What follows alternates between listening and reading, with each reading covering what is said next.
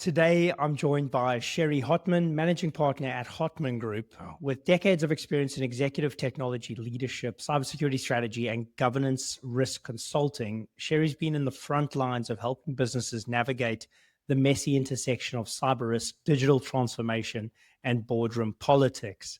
She's helped shape tech strategies at the enterprise level, built CISO advisory services, and knows exactly how hard it is to get execs to take security seriously before a breach.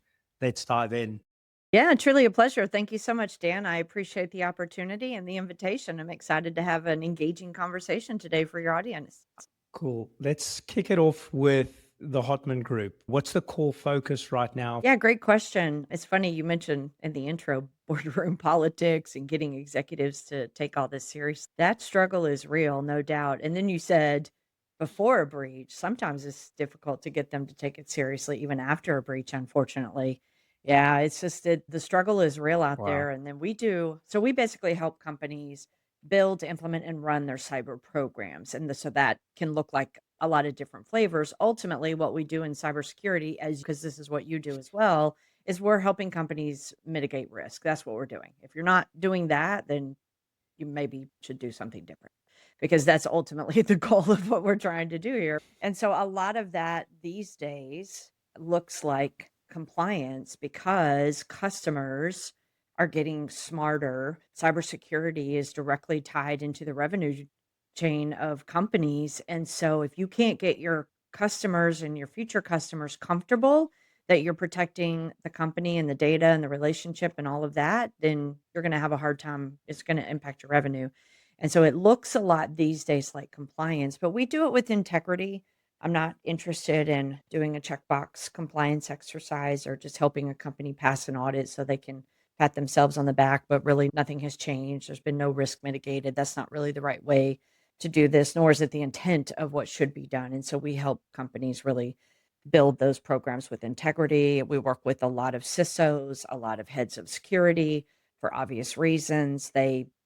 Most of them love playing with the technology and they come out of that space. And then when it comes to things like compliance and dealing with customers and process design and following all of that up with documentation and implementing tools to run all that and monitoring that, they're peace out on that. So we come alongside to help fill that gap in a lot of ways.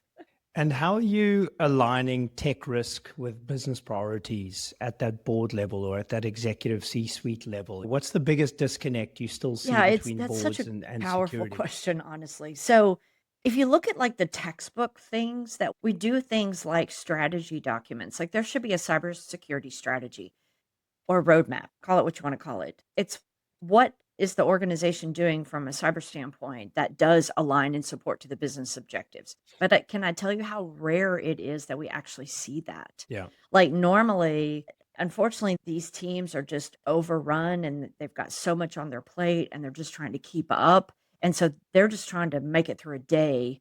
And it's hard to take a step back and really think about, okay, what is the strategy of the organization from a cybersecurity posture and objective? And then how does that align to the business objectives and how does it support it? Because while it might people in IT or cyber might think that, hey, I'm the expert and I'm the one that needs to decide what we're doing. While there is an element of that's true, we're supporting the business is ultimately what we're doing. And so if the business's goal is to Yeah. grow into new industry, then compliance is probably going to become a bigger thing.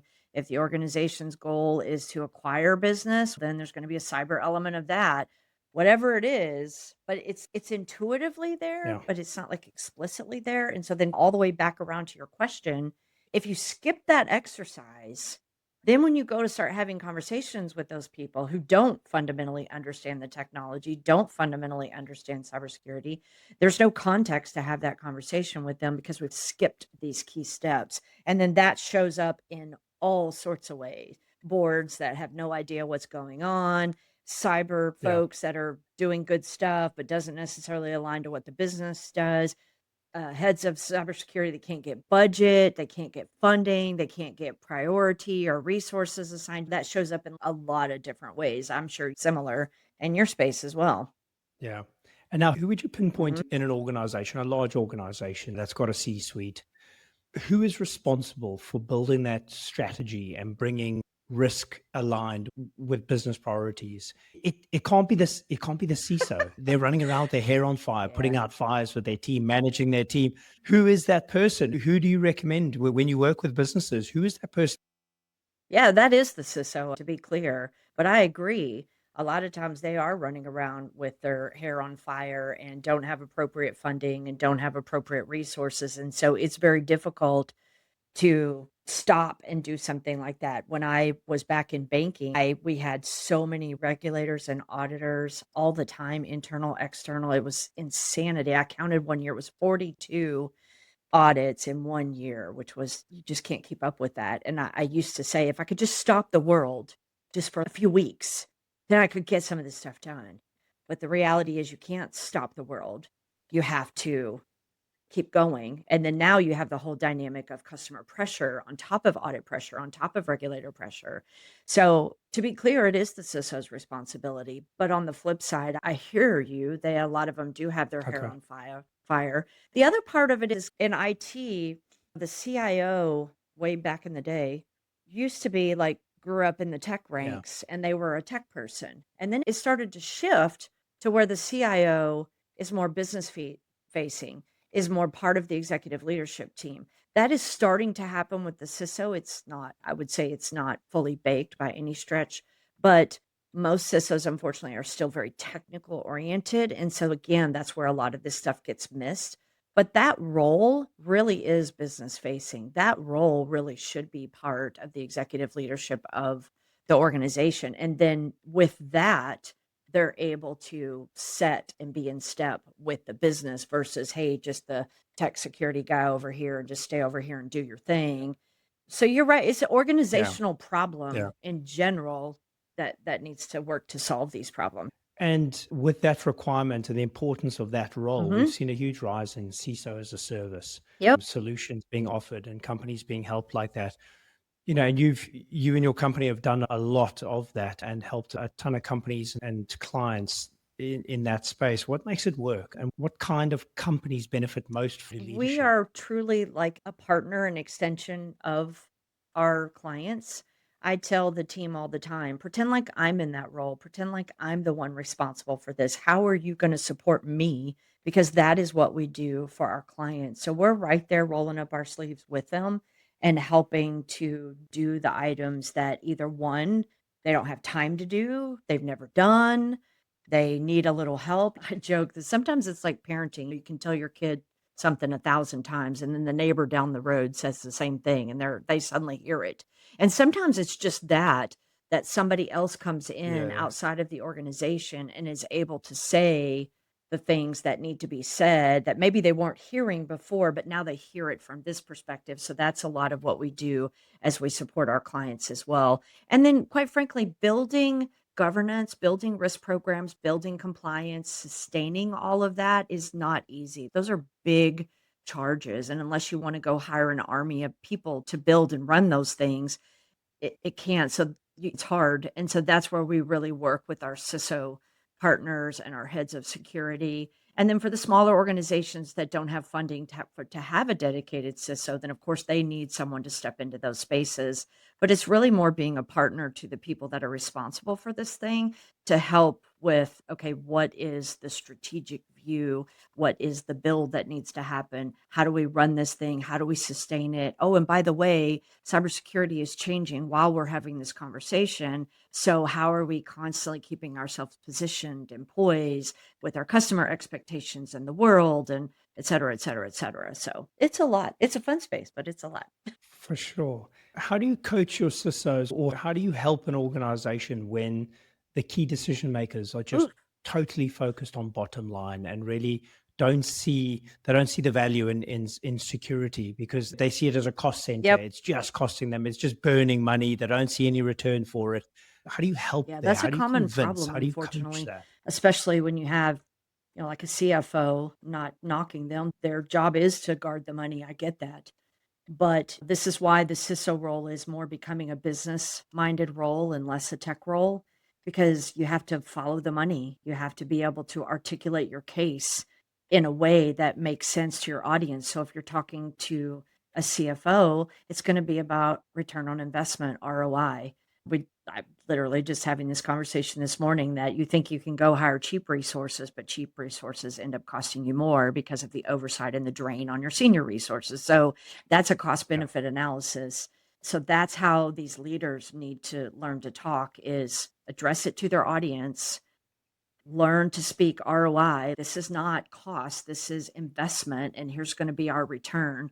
Quite frankly, over the last many years, this stuff has become Yeah. more and more aligned to revenue generating. So that story is easier than it was before. Because just like in the United States, if you don't have a SOC 2, you're going to have a really hard time onboarding new clients. So that's an investment that you will get a return of revenue Yeah. on, but it's how you position it. And then the other side of the way that you position it is the risk conversation. Ultimately, the organization owns the risk. The CISO does not own the risk. They're the steward of the risk. It's their job with their technical expertise and understanding to bubble up what the organization needs to take action on and do it in a way that they can understand it, it's intelligible, and that they're very clearly held accountable for the action they need to take.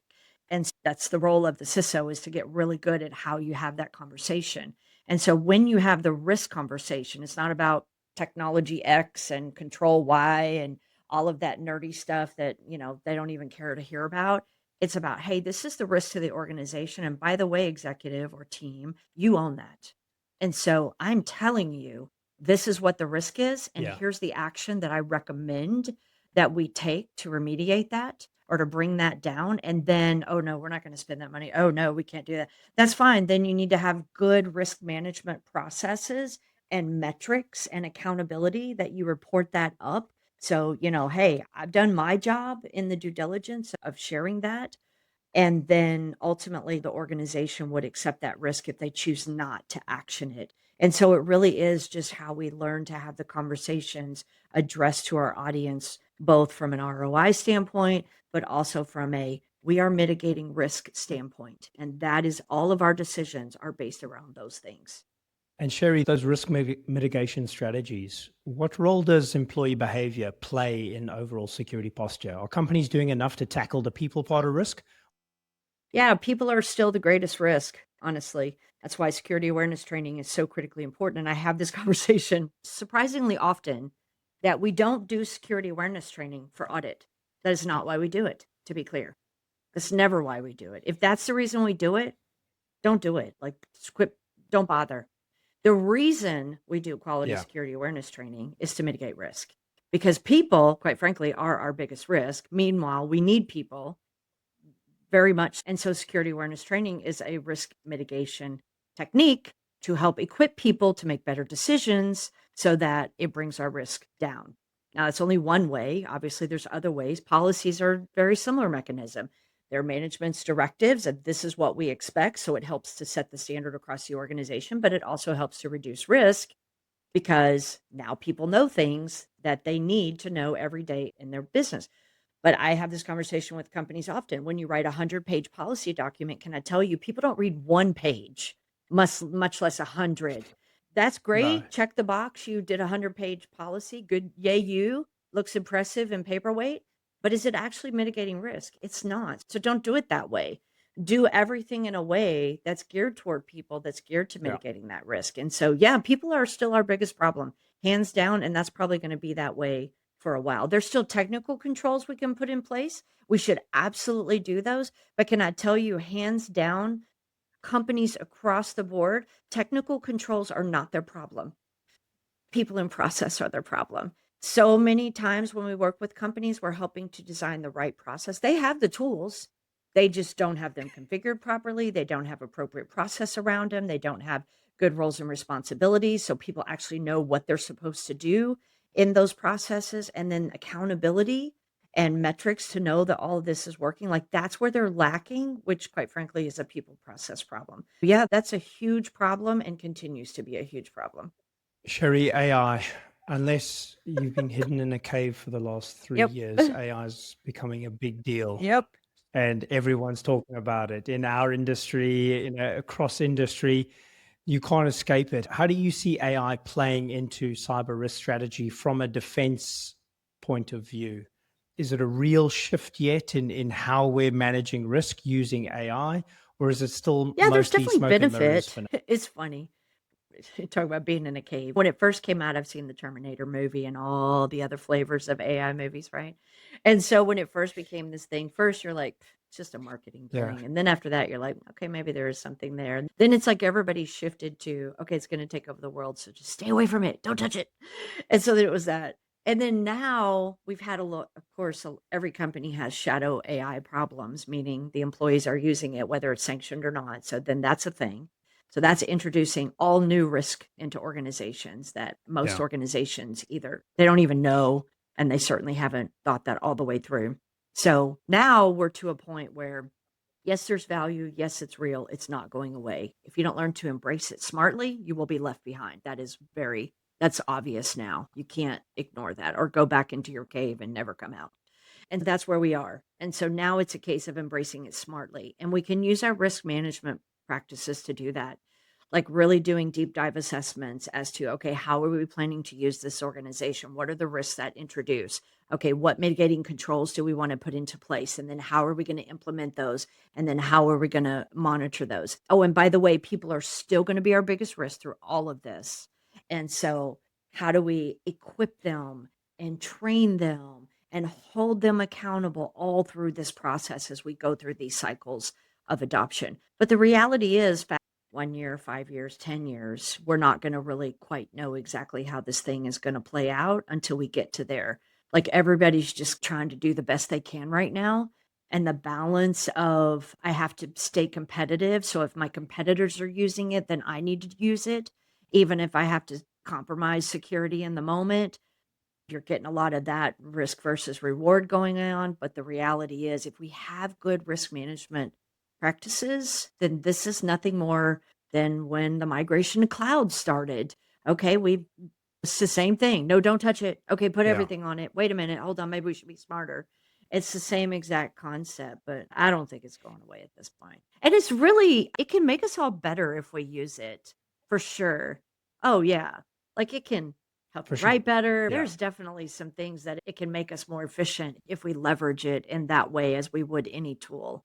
But the over reliance is equally a risk, right? Yeah. Now people get lazy, and human nature, unfortunately, can lean that way. And oh, look, this thing, oh, look, da da da, look at that, just did it. But I didn't take the time to check it. I didn't take the time to really see what I'm going to do with it, to see if it really aligns.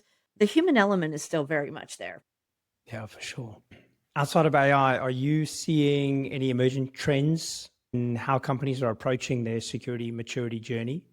Are you seeing any shifts, any changes? Is there anything you're excited or terrified about with new ways that companies are going about building Yeah, and a big security? trend I see is, again, the customer pressure is driving so much of all of this, which, I mean, you should just be a good steward of your business and build a right size cyber program and run it and call it a day, but that's not how it typically works out. Definitely a big trend is just the customer pressure is just companies are getting killed with the questionnaires. So that's one trend. And then unfortunately, those introduce huge liability into the organization if you're not answering them with integrity and consistently, especially in the case of a breach happens. And so that's definitely an issue. And then the multi-framework is becoming more and more of a thing. It used to be, especially in the United States or even globally. Oh, I've got my ISO, I've got my SOC 2, I'm good to go. It's not that way anymore. Like it's rare to come across a company that has one that they have to align to. It's 5, 10, 15. And then I get asked multiple times a week, hey, do you know about this? Hey, do you know about this? Do you know about this? Because all this new stuff is coming out. So it's just, there's a lot of churn, there's a lot of change. Everybody's trying to mature this thing, everybody's trying to find out the right answer, and it just keeps getting more and more complex. And then I have to shift to the other side. Then you build, implement, and run these programs. So you build it, right size it, you implement it, which means you make sure you get it into the organization and people understand what they're doing. You have good, solid processes that you're monitoring. And then you run it. Okay, Yeah. sustainability is a big thing. When you have 5 and 10 frameworks, sustainability becomes very difficult. And so then that introduces huge inefficiency. And I think at last count, there's 500 GRC tools on the market, which is insanity and is so much noise. And so what we see, I see this all the time. I see Yeah. companies still running this in Excel or Google Sheets, which is unbelievable. Or I see they buy 1 GRC tool, 2 GRC tools, 3 GRC tools. I've literally seen 4 within one company. And none of them are fully implemented. None of them are off the ground. None of them are really the full value they could be, or even beyond one single use case. Because again, this stuff takes work, it takes dedication, it's a skill, it's an expertise, it's a practice. And just like you said early on in this conversation, CISOs are often running around with their hair on fire.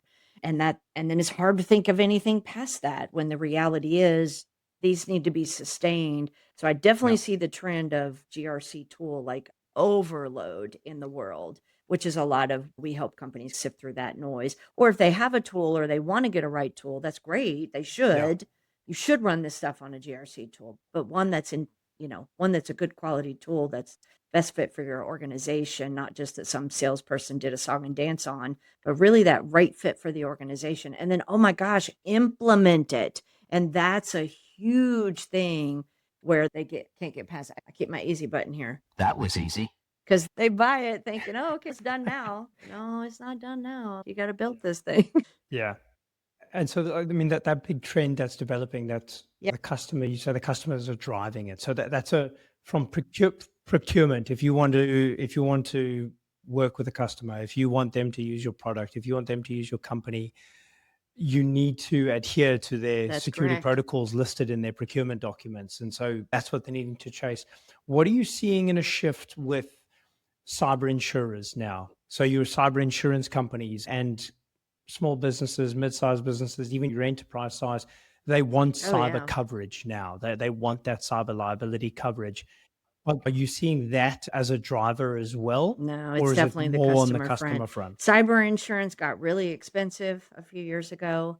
Plus, just like insurance companies are good at doing, they're good at protecting their own liability. So if you're a poor steward of your business and you're not doing the things that you need to be doing, is that insurance going to be there if you need it?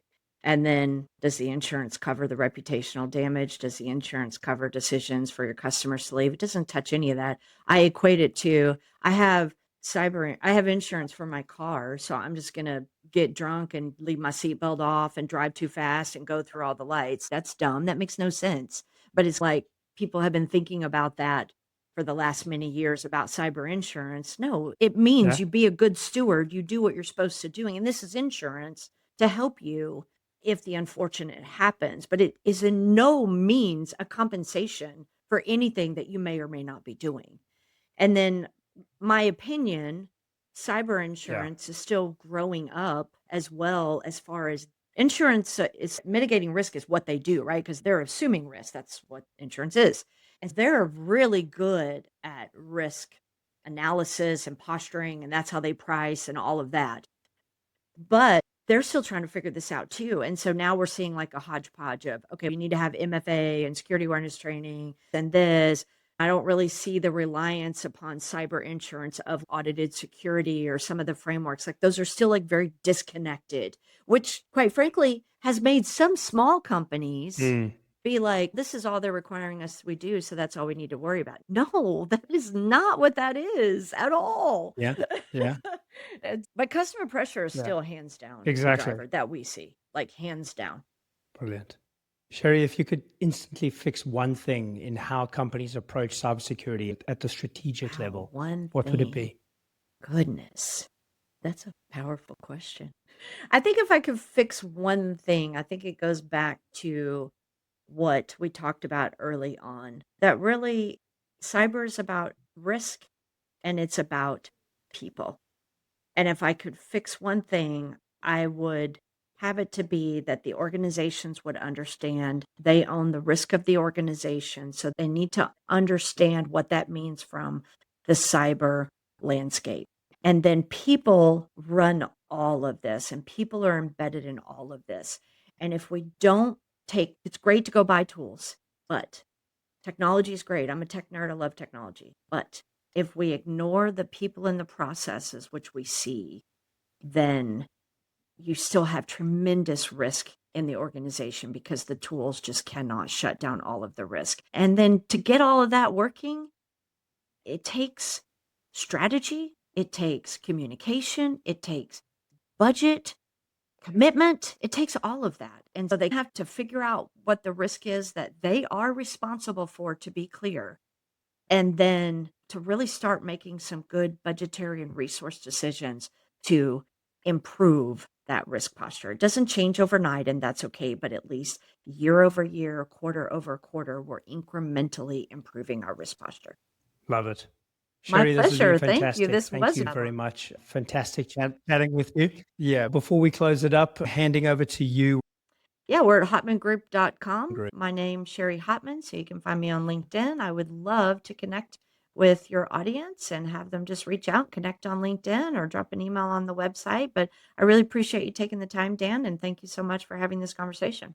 Perfect, Cheri. Thank you very much for joining us, and thanks very much for everybody dialing in. Have a great day. Cheers.